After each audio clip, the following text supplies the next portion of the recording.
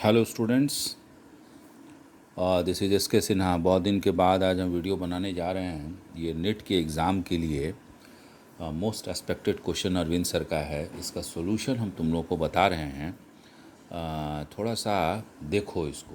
पहला क्वेश्चन है केमिस्ट्री के, ठीक है। 45 क्वेश्चन का एक्सपेक्टेड क्वेश्चन है। देखो अगर संभव हो सके, गॉड नोज़ क्या होने वाला है। तो देखो, कहता है पहला क्वेश्चन है कि शॉर्टेस्ट वेवलेंथ इन हाइड्रोजन स्पेक्ट्रम, ठीक है, ऑफ लाइमन सीरीज। पहला क्वेश्चन है हमारा कि शॉर्टेस्ट वेवलेंथ, है ना, ठीक है, ऑफ हाइड्रोजन स्पेक्ट्रम, है ना, स्पेक्ट्रम इन लाइमन सीरीज, ठीक है। लाइमन सीरीज़ का जब RH का वैल्यू दिया हुआ है वो है 109678 करके दे दिया है। 677 होता है, सेंटीमीटर इन्वर्स रहेगा, है ना। तो तुम लोगों को तो पता ही है एक्चुअली कि क्या होता है वैल्यू, मालूम है। 1/λ इज इक्वल टू R/n² होता है। तो लाइमन सीरीज़ का मतलब हो गया फर्स्ट, है ना। तो R हो गया हमारा 109678/1²। तो लैम्डा हम निकाल लेंगे 109678 करके। तो इसका आंसर जो है वो तुम्हारा 911.7 एंगस्ट्रॉम आएगा। ये पहला क्वेश्चन। अब हम आते हैं दूसरे सवाल पर, है ना। दूसरा सवाल है कि विच of the following has intramolecular hydrogen bonding, है ना। क्या पूछ रहा है? इंट्रामोलिकुलर हाइड्रोजन बॉन्डिंग, है ना। तो देखो एक चीज़ बताते हैं, मालूम ही होगा, इंट्रामोलिकुलर का मतलब होता है विद इन द मॉलिक्यूल। इसमें ऑप्शन है वाटर, तो वाटर में नहीं होगा। क्यों नहीं होगा वाटर में? कि वाटर में इंटर मॉलिकुलर हो जाएगा, क्योंकि माइनस है प्लस है, माइनस है प्लस है। ऑर्थो नाइट्रोफिनॉल है, ऑर्थो पोजीशन पर बेंजीन में नाइट्रो ग्रुप लगा हुआ है ना, और यहाँ पर OH लगा हुआ है। तो देखो ये हो गया माइनस और ये हो गया प्लस, इस पर माइनस इस पर प्लस। तो ये देखो अपने आप में विद इन द मॉलिक्यूल हो गया। आंसर ये होगा, ठीक है। और भी ऑप्शन है, अमोनिया है, एसिटिक एसिड है। एसिटिक एसिड में कहाँ से होगा? तो सब इंटर में हो गया, इंट्रा यही होगा, ठीक है। थोड़ा फास्ट चल रहे हैं हम लोग। उसके बाद तीसरा क्वेश्चन है कि 50 ग्राम नाइट्रोजन और 96 ग्राम ऑक्सीजन है, किसी कंटेनर में रखा हुआ है। कितना है? तो 56 ग्राम N2 है और 96 ग्राम जो है वो ऑक्सीजन है किसी कंटेनर में। टोटल प्रेशर जो है हमारा वो है हमारा 10 ATM, ठीक। तो कहता है पार्शियल प्रेशर निकालिए। तो डाल्टन्स लॉ को तुमको पता ही है कि Pn2 बराबर क्या होता है, P टोटल, है ना, इंटू काई N2। तो P टोटल तुम्हारा 10 हो गया, और काई का मतलब मोल फ्रैक्शन।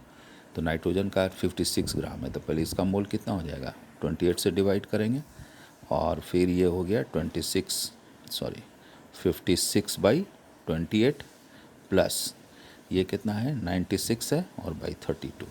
समझ में आ गया?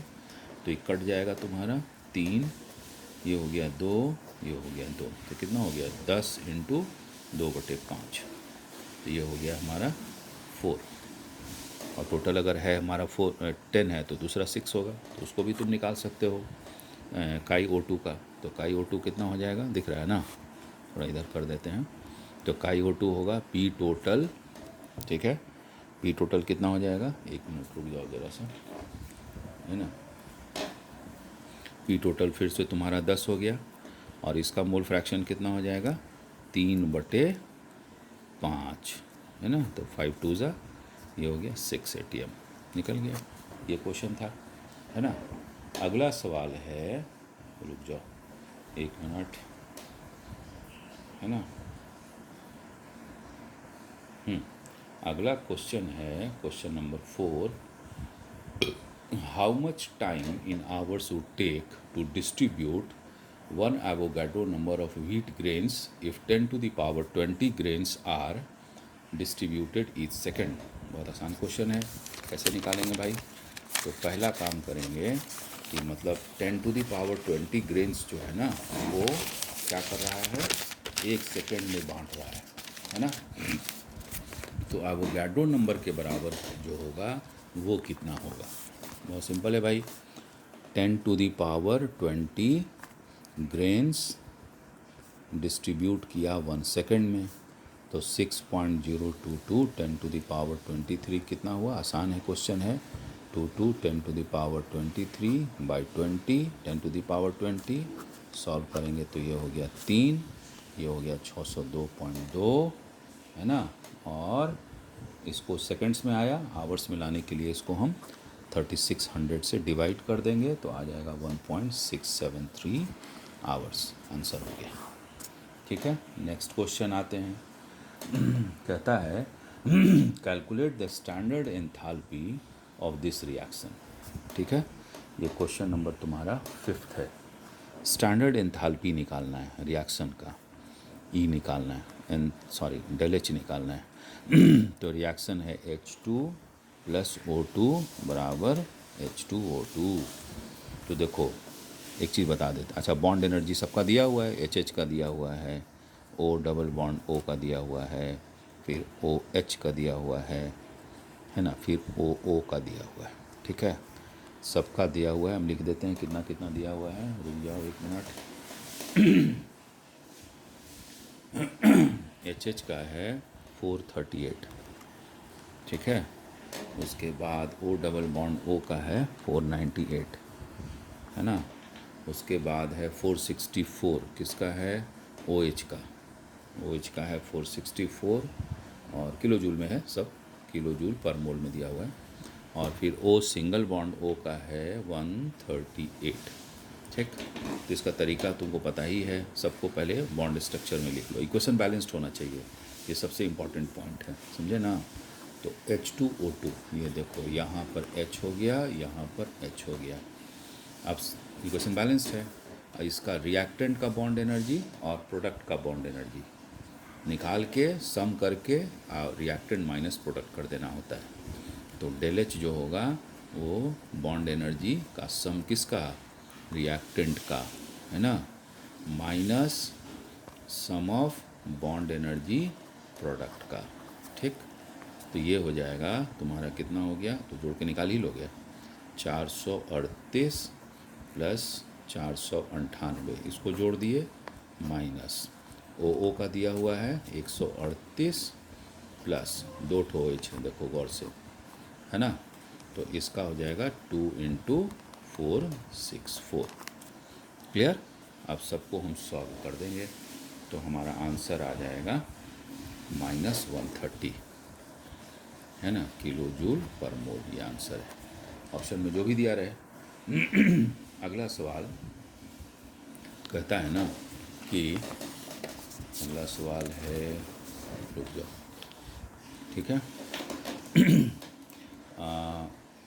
Amount of solute molar mass दिया हुआ है 60 gram, that must be added to 180 gram of water so that vapour pressure of water is lowered by 10%। मतलब ये कि हमको सोल्यूट का x ग्राम निकालना है, समझे। उसका मोलर मास ना दिया हुआ है तुम्हारा 60, तो 180 ग्राम अगर वाटर में डाला गया, 180 ग्राम वाटर में, तो इसका वेपर प्रेशर 10% कम हो जाता है। ठीक है, मतलब लोअरिंग ऑफ वेपर प्रेशर कितना है भाई, है ना, तो वो है 10%। तो फार्मूला पता ही है लोअरिंग ऑफ वेपर प्रेशर का, काई सोल्यूट, राउल्ट्स लॉ से हम लोग जानते हैं, P0 minus PS by P0 is equal to chi solute, है ना। तो P0 ये 10% हो गया, मान लो ऐसे छोड़ो, 100 ले लो P0 को, तो 10% घटा तो 90 हो गया, बटा 100 is equal to chi solute, mole fraction निकाल लेंगे। तो x बाई 60 प्लस कितना है, पानी का कितना ग्राम है, तो 180 है, तो 180/18। देखो नंबर वैसे ही देगा जो कट जाए। इसको जब हम सॉल्व करेंगे तो x का वैल्यू आया है x का वैल्यू आ गया हमारे पास, कितना आ गया, तो सॉल्व किए तो आ गया x का वैल्यू, 1 मिनट ज़रा सा, सॉरी 1 मिनट, ठीक है, कैलकुलेशन कर लेते हैं थोड़ा, जस्ट 2 मिनट ज़रा सा। तो ये हमारा आ गया कैलकुलेशन करने के बाद 10 आई थिंक, अच्छा 60 ग्राम है ना, x का वैल्यू जो है वो 60 आ रहा है। हो गया, समझ गए। अब आ जाओ next question. 200 millilitre of, question number 7 है ना, 200 millilitre of water is added. 200 millilitre of water जो है ना वो ऐड किया हुआ है, ठीक है। 2 किस में, तो 500 ml ऑफ, इसमें 0.2 m सोल्यूशन है, 0.2 m सोल्यूशन है, ठीक है। तो कहता है कि फाइनल मोलैरिटी निकालिए, ठीक है। अब देखो कैसे निकालेंगे फाइनल मोलैरिटी, देखो आराम से। मोलैरिटी का फॉर्मूला क्या होता है, नंबर ऑफ मोल्स बटा volume in litres, this is more important. तो नंबर ऑफ मोल्स निकालेंगे भाई नंबर ऑफ मोल्स कैसे निकलेगा, कहीं नहीं दिया हुआ है, देखो इस और इस डेटा से निकलेगा, समझे। मोलैरिटी कितना दिया हुआ है 0.2, समझे।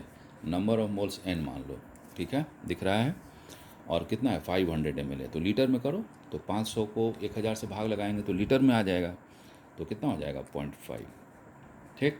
इस दोनों को मल्टीप्लाई किए तो नंबर ऑफ मोल्स निकल गया, वो कितना आया भाई, तो आ गया हमारा 5 दूना 10, मतलब 0.1, क्लियर। अब ये नंबर ऑफ मोल्स तो निकाली, वो तो फिक्स रहेगा, नंबर ऑफ मोल्स थोड़ी बदलता है पानी मिला देने से। जैसे 10 ग्राम चीनी में को हम 100 ग्राम पानी में मिलाएं और फिर उसमें 50 ग्राम और पानी मिला दें, तो थोड़ी नंबर 10 ग्राम चीनी का अमाउंट बदलेगा, वो तो फिक्स रहेगा। तो फाइनल मोलैरिटी में क्या लिखेंगे, 0.1 बाई टोटल कितना हो जाएगा वॉल्यूम, 500 और 200 700 होगा ना। और इसको लीटर में कन्वर्ट कर दिया जाए, तो ये कट गया, ये कट गया, तो आ गया कितना, 1/7। और इसको जब सॉल्व किया गया तो अभी हम करते हैं, ज़रा सा बता देते हैं कितना आया, 0.1428।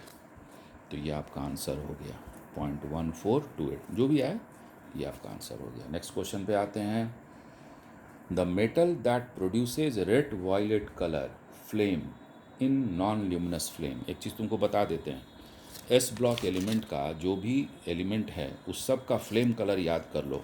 एनसीईआरटी में चार्ट भी दिया हुआ है, कहीं भी तुमको चार्ट मिल जाएगा, ठीक है। जैसे सोडियम का गोल्डन येलो होता है ना, पोटाशियम का वॉयलेट होता है, ठीक है, और ये स्ट्रॉन्शियम का क्रिम्सन होता है, ठीक है ना, कैल्शियम का ब्रिक रेड होता है। तो सबका याद कर लो, एक क्वेश्चन उससे कभी ना कभी पूछता है। तो यहाँ रूबिडियम का एक्सपेक्टेड क्वेश्चन है, ठीक है। तो 8th नंबर में हम ये कर सकते हैं कि रूबिडियम का जो कलर होता है वो होता है रेड वॉयलेट, रूबिडियम का होता है रेड वॉयलेट। तो सबका आप याद कर लीजिएगा, मतलब we are just expecting that this questions में आस्क्ड, इसी टाइप का क्वेश्चन को पकड़ना है, ठीक है। अब कहता है कि among the oxo acids of phosphorus the dibasic acid. अब देखो कोई भी पूछे फॉस्फोरस का, तो एक चीज़ तुमको सिखाते हैं, फॉस्फोरस में 5 ठो बॉन्ड होता है, समझे ना। तो क्या करना कि ये 2 ठो ऊपर रहेगा और 3 यहाँ ऐसे बनाना बराबर हमेशा। अब तुमको बनाना है एसिड, ये हमेशा डबल पी के साथ डबल बॉन्ड ओ लगा देना।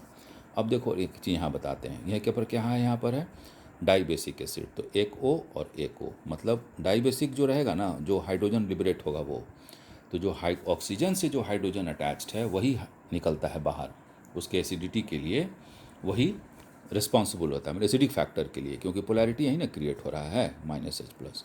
तो यहाँ पर बस एक H लगा देना है, ठीक है।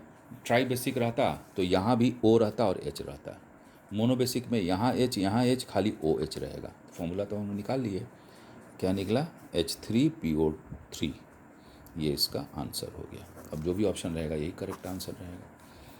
क्वेश्चन नंबर 10 पे आओ। क्वेश्चन नंबर 10 में रहेगा Lassaigne test for the detection of halogens the sodium fusion extract is first boiled with conc nitric acid. इसलिए करते हैं कि देखो लेसाने टेस्ट में क्या करते हैं, सुन लो पहले। उसको सोडियम मेटल को हम लोग इसके साथ ऑर्गेनिक कंपाउंड के साथ फ्यूज़ करते हैं, नाइट्रोजन का टेस्ट होता है इसमें, ठीक है। तो वर्चुअली क्या होता है, क्वेश्चन नंबर 10, सोडियम को जब तुम कार्बन के साथ, ऑर्गेनिक कंपाउंड में कार्बन तो रहबे करेगा, तो ये NaCN हो गया, है ना। फिर इसमें हम लोग फेरस सल्फेट और फेरिक क्लोराइड बनाते हैं, तो लास्ट में जो प्रोडक्ट बनता है वो होता है Fe4 FeCN whole 6। Prussian blue colour आता है, नाइट्रोजन रहेगा तो ब्लू आएगा तो नहीं आएगा। लेकिन इसमें कुछ इम्प्योरिटी के तौर पर सल्फाइड वगैरह रहता है, समझे, है ना। तो उसको भगाने के लिए क्या करते हैं हम लोग, एक्स्ट्रा सोडियम साइनाइड या सोडियम सल्फाइड को भगाने के लिए oxidising agent sulphuric nitric acid है, उसके साथ कस के गर्म कर देते हैं, तो ये CO2 साइनोजन गैस बन के निकल जाएगा। तो ये इंपॉर्टेंट पॉइंट है, ठीक है ना। आइए इसके बाद जो रिएक्शन है, हाँ 2 कहता है कि 2 वीक एसिड दिया हुआ है, समझना 2 वीक एसिड है और A और B है मान लो, ठीक। उसका रेशियो दिया हुआ है तुम्हारा, समझे, क्या रेशियो दिया हुआ है, ऑफ देयर परसेंट आयोनाइजेशन, मतलब अल्फ़ा दिया हुआ है। तो Ka का वैल्यू मांग रहा है, तो तुमको पता ही है कि Ka बराबर क्या होता है, C∝² होता है ना, ठीक। तो अब बस हो गया, तो Ka बाई Kb बराबर क्या होगा, C∝1² और C∝2², ठीक है। C कट गया, अल्फ़ा² का जो रेशियो होगा, है ना, वही हमारा Ka का रेशियो होगा। तो वो आ रहा है 4:9। इसका मतलब क्या होगा, 16/9 81 हो गया, 16/81 हो गया, है ना। ये 4:9 है, 4:9 था, तो Ka का वैल्यू कितना होगा, 16/81। फिनिश्ड, समझ गए बात को। अब आते हैं हम लोग 12वां क्वेश्चन पर। How many number of atoms are there in a cube of unit cell having 1 atom of each corner and 2 atom at body diagonal cube? रुक जाओ, अभी बता रहे हैं, 1 मिनट सुनो। देखो क्वेश्चन नंबर कितना हो गया जी, 12 पकड़ो इसको, ठीक है। एक क्यूब है, ठीक, और इस क्यूब में A और B से यूनिट सेल बन रहा है, समझे ना, ठीक है। और number of atoms are there in, अच्छा टोटल नंबर ऑफ़ एटम्स मांग रहा है, सॉरी, ठीक है। तो मान लीजिए, ठीक है, तो कहाँ पर है, atoms are there in a cube based on 1 atom जो है वो ईच कॉर्नर पर है। देखो समझो, ये एक एटम यहाँ पर कॉर्नर पर बैठा हुआ है, समझ गए, हर एक कॉर्नर पर एक एक एटम बैठा हुआ है। तो कॉर्नर का कंट्रीब्यूशन कितना होता है तुमको पता है, 8 × 1/8, 1 हो गया कॉर्नर के लिए। और बॉडी डायगोनल पर 2 बैठा हुआ है, तो एक रूम में कोना, एक कोना से दूसरे कोना पर एक डंडा रखना है, तो बॉडी डायगोनल वही ना हुआ, है ना। मतलब यहाँ पर हो जाएगा, यहाँ से यहाँ तक ये वाला बॉडी डायगोनल होगा, ये वाला। तो एक ये हो गया, 2 ये हो गया, फिर ये 3 हो गया, और फिर ये वाला यहाँ से ये वाला ये हो गया, 4 हो गया। तो 4 ठो डंडा रख सकते हैं, हर डंडा पर 2 चिड़िया बैठी हुई है, एटम मान लो उसको, तो 4 दूना 8 हो गया, है ना। तो टोटल एटम कितना हो गया, 9। बॉडी डायगोनल पर कितना हो गया, 4 × 2 8, टोटल एटम 9 हो गया, समझ गए। एक क्यूब में 4 बॉडी डायगोनल होता है, ठीक है। आइए अगला सवाल, ठीक है। एक एक्सपेक्टेड क्वेश्चन है कि IUPAC नाम पूछा है, इट इज़ बहुत बड़ा चीज़ नहीं है, you people can answer CH3 CH CH2 CH double bond CH, फिर उसके बाद double bond CH and then फिर ये है यहाँ पर CH2, फिर है CH डबल बॉन्ड, रुक जाओ, डबल बॉन्ड CH, फिर उसके बाद है CH के बाद CH3 और यहाँ पर है C2H5। बस इसमें करना कुछ नहीं है, ये लॉन्गेस्ट चेन हो जाएगा। और इस कार्बन में 2 CH3 लगा हुआ है, एक यहाँ और एक यहाँ, तो ये तुम्हारा लॉन्गेस्ट हो गया। अब काउंट करके डबल बॉन्ड को मिनिमम पर बैठा देना, ठीक है, नेक्स्ट पे आओ।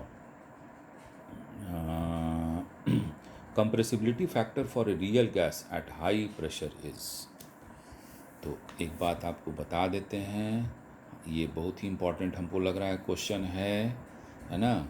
तो कंप्रेसिबिलिटी फैक्टर Z बराबर 1+PB/RT होता है हाई प्रेशर पर।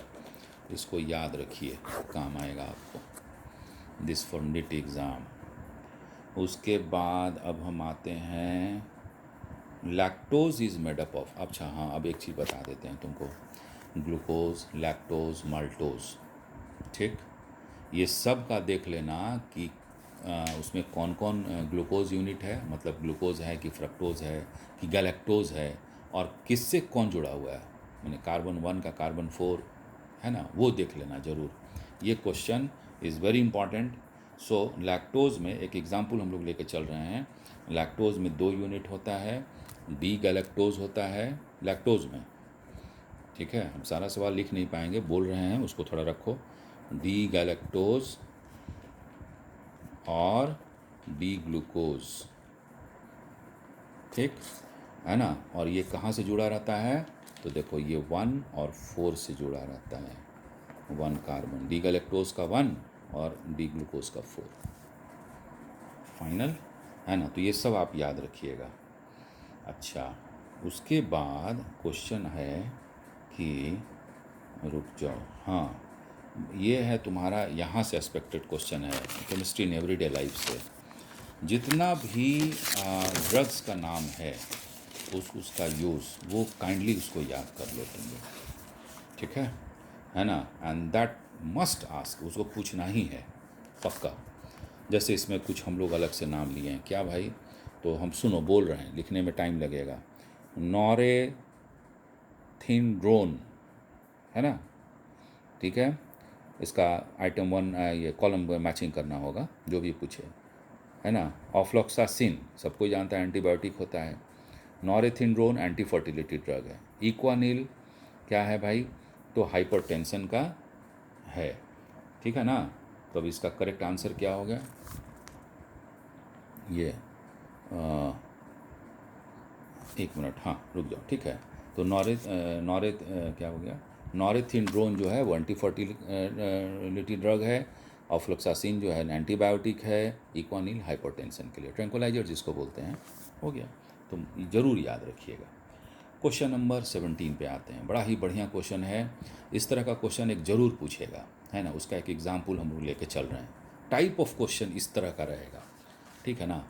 तो इसका एक एग्जाम्पल तुम ले लो कि क्वेश्चन है कि solid is formed by 2 elements P and Q, ठीक, 2 एलिमेंट P एंड Q है।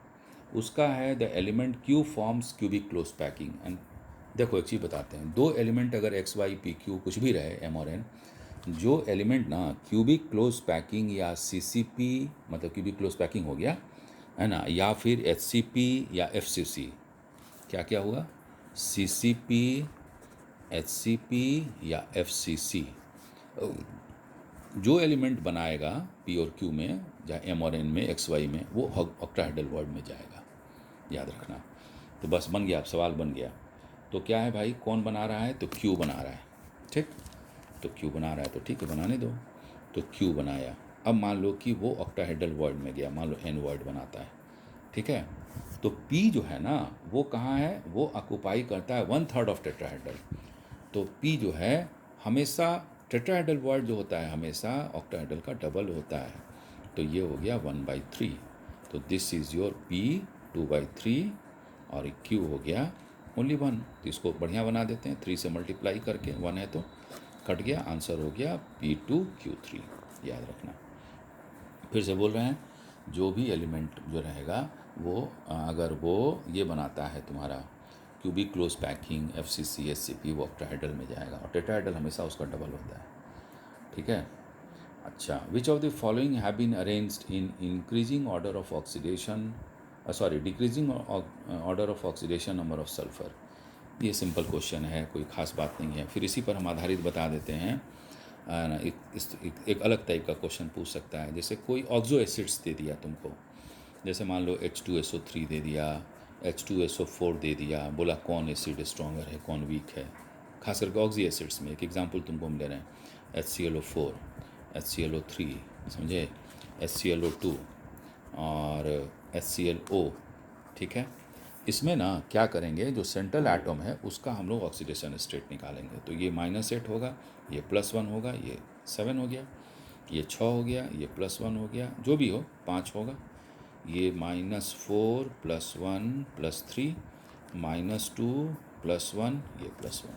तो देखो जो सेंट्रल एटम होता है, सेंट्रल एटम का मतलब जो ये ऑक्सीजन और हाइड्रोजन को छोड़ के, जैसे जैसे ऑक्सीडेशन नंबर घटेगा वैसे वैसे उसका एसिडिक स्ट्रेंथ घटता जाएगा। क्योंकि क्या होता है ना कि O और H का जो, जैसे मान लो कि ऐसे समझो, समझने का तरीका बता रहे हैं, ये +7 स्टेट है, तो ये O- को ज़्यादा खींचेगा, तो ज़्यादा खींचेगा तो बॉन्ड जल्दी टूट जाएगा, स्ट्रॉन्गर एसिड हो जाएगा।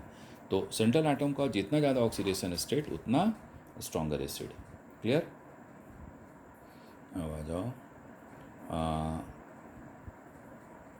हाँ, एक बात और आपको बता देते हैं, kindly you do one thing. जो 12th में NCERT में नाइट्रोजन, फॉस्फोरस, जेनन, खास करके जेनन का कंपाउंड का वाटर के साथ हाइड्रोलिसिस वाला रिएक्शन जरूर याद कर लेना, ठीक है। मस्ट आस्क, एंड जेनन का जितना भी कंपाउंड है उसका स्ट्रक्चर और हाइब्रिडाइजेशन, प्लीज़ डू इट, ठीक है, कोशिश करना, ठीक है, वो आएगा, उसमें से एक क्वेश्चन आ जाता है, ठीक है।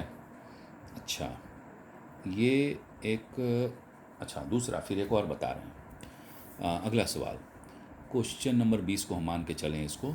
ये जितना भी एस ब्लॉक एलिमेंट है, एस ब्लॉक एलिमेंट में खास करके अल्कली मेटल जैसे सोडियम, पोटाशियम, है ना, तो उसमें जो ऑक्साइड बनता है वो ऑक्साइड, सुपर ऑक्साइड्स, पर ऑक्साइड्स, नॉर्मल ऑक्साइड्स, ठीक है। तो वो उसमें पूछेगा कि कौन पैरामैग्नेटिक है कौन डाईमैग्नेटिक है। तो MOT से तुम जानते हो कि जैसे O2 है हमारा, तो O2 डाईमैग्नेटिक है, एंटी बॉन्डिंग में सब इलेक्ट्रॉन पेयर्ड होता है। इस पार्ट को जरूर देख लेना, ठीक है ना, ये तुमको काम आएगा जरूर। एक क्वेश्चन घुमा फिरा के दे देता है इसमें से। उसके बाद, है ना, अच्छा ठीक है, ये 20 क्वेश्चन का हुआ। अब हम क्या करते हैं, ज़रा सा वीडियो लंबा हो रहा है, हम एक दूसरे वीडियो में इसको हम डालेंगे अभी तुरंत, ठीक है ना, उसको भी देखना तुम लोग, ठीक है, रुक जाओ।